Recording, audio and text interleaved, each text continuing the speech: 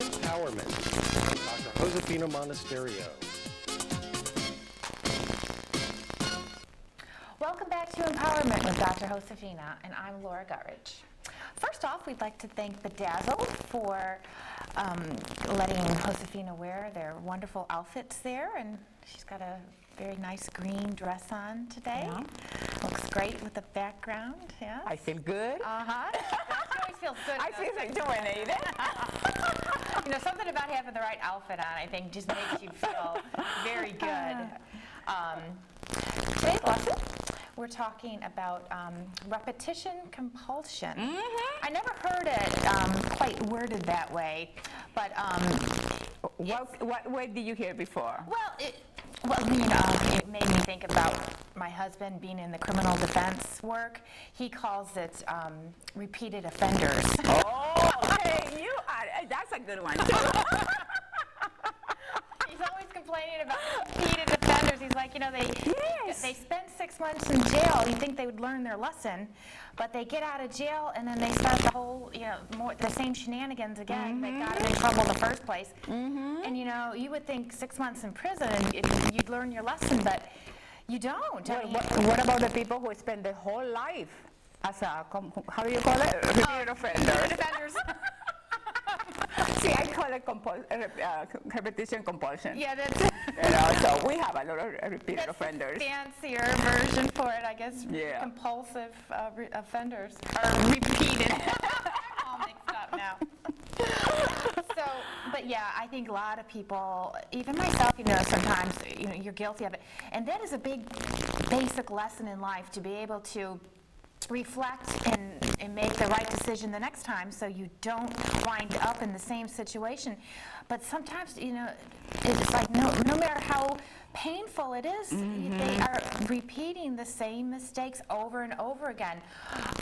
But there is a solution for that, Laura. Right. There is, here at the office, at the center, we have a technique called neuro-emotional anti-sabotage technique. And what happens, you go back to the original time in which you start practicing that behavior that is not taking you in the right direction for your life.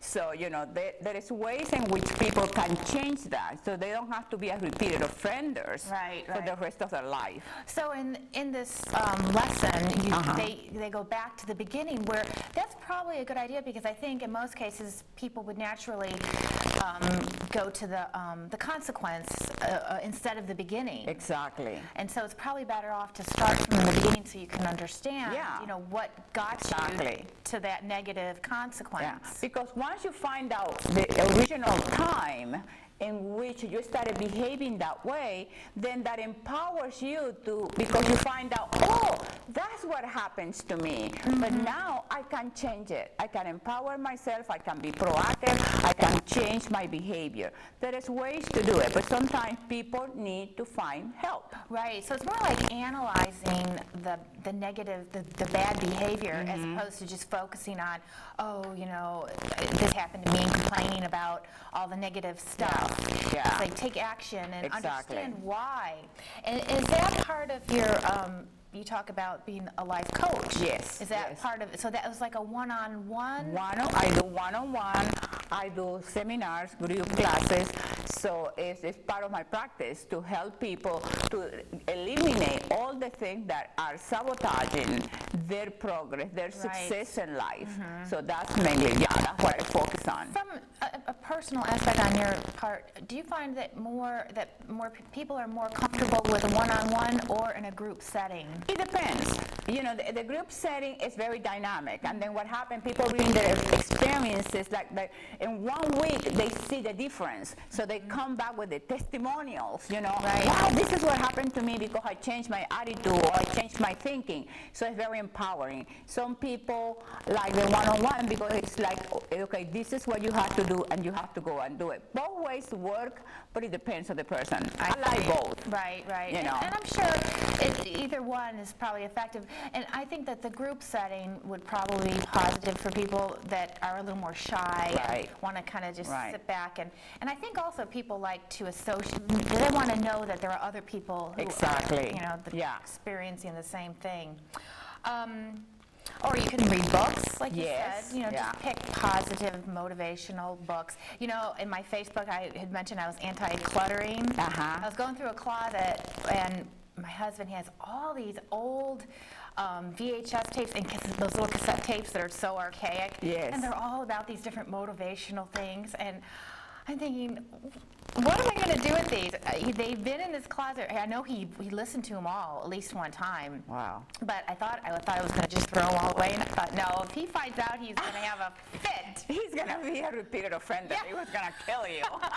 So he is a big fan of those tapes. Yes, I mean, absolutely. seriously, he had a whole Yeah. closet full of them. Seek help from family and friends. Mm-hmm. I think that's a good idea too, because everyone needs to talk to somebody. And sometimes, though, they're afraid to talk to their family because they don't want to like bring them into their problems. And then you have to be extremely careful, because when you choose friends and family members to support you, you have to make sure that they're really on your side. Right. That they are part of your team. You know, because sometimes people have the fear that if I share my weakness with you, then in a future time you will use that against me. Oh, it's true. Oh, well, you said you were going to change and you didn't do it. You know what I mean? You have a setback. They very quickly remind you that you're failing. So, you know, you have to be very sure what family member, what friends are your really support system. The people Right. who are going to stay with you regardless, you know. Yeah, because once you start admitting your flaws, I think that then they analyze the rest of the things that Yeah, you do. yeah. And then you also have the fear of them telling other family members that you might not want them to know. Absolutely. That's why sometimes it's good to have the life coach, because it's It's kept- confidential. yes, Nobody's going to know. confidential. Yeah, absolutely. And then another thing, though, that we can do all by ourselves is meditation. Yes. And But, you know, the problem is, Laura, I got a flashback here. Then people find excuses not to do it. Yeah. So what we offering them today, everybody who's watching the program today, stop with excuses.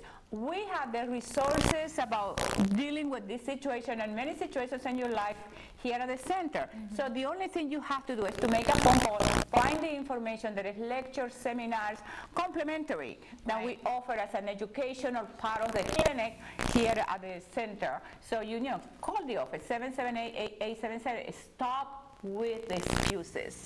absolutely, everyone always has an excuse for everything. No more. There is no reason. No more excuses. No. And finally, learn to enjoy your life. And that's so important, because I think if people were happier, they would make better decisions. Because I think a lot of poor decisions are made because people are unhappy. Kind of like the example you used in the lesson about the person that goes out and drinks and is hungover, can't find his car. I think the original reason is because they're not happy. Exactly. And they're looking for happiness. Yes, and happiness is not going to cost you anything. No. It's free. Yeah. And we live right by the beach. All you got to do is go walk to the beach and, you know, look out there in the Yeah. blue waters and meditate. And Yeah, and count your blessings. Find the beauty about every single day. You know, be grateful, be thankful, count your blessings. You know, enjoy the best people that, you know, surround yourself with people who really care about you, people who are motivated, people who encourage you, people who want to celebrate you. You don't have to be with people who tolerate you, right, beautiful? Absolutely. We only have people who celebrate us. We're celebrating life and ourselves. Yes. We have a few more seconds, so we have to Really? say bye-bye.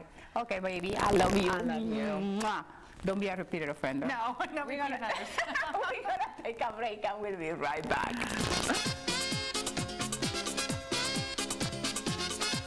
Empowerment with Dr. Josefina Monasterio.